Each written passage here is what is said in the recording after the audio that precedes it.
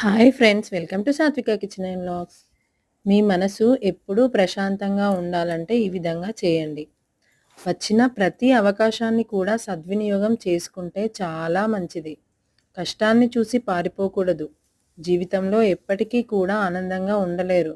ఇది గుర్తుంచుకోండి. మన మీద మన శత్రువులను భయపెడుతుంది.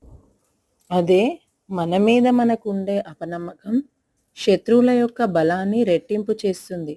కాబట్టి ధైర్యంగా ఉండండి, నమ్మకంతో జీవించండి. ఎప్పుడూ కూడా సమస్య ఎదురైనప్పుడు మౌనం కంటే మాటలే ఎక్కువగా పనిచేస్తాయి.